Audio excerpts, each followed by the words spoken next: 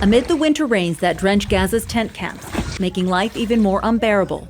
A warning, things will get worse after Israel announced it was banning 37 humanitarian organizations from operating in Gaza and the occupied West Bank. This is a slow death for us, says Sayed Sayad. If the organizations stop, who will provide for me?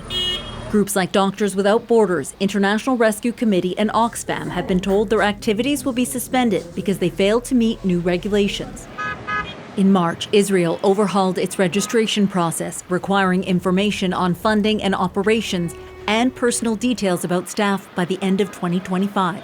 The Israeli government saying in a statement it primarily revoked the NGO licenses due to the refusal to provide complete and verifiable information regarding their employees, which it called critical for preventing the infiltration of terrorist operatives into humanitarian structures.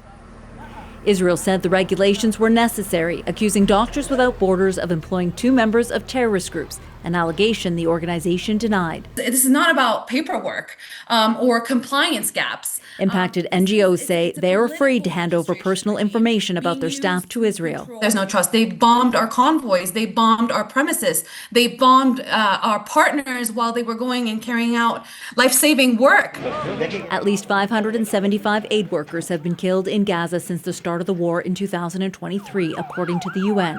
It called the ban outrageous. Canada joined 9 other countries arguing that any attempt to stem the aid group's ability to operate is unacceptable. Without them, it will be impossible to meet all urgent needs at the scale required.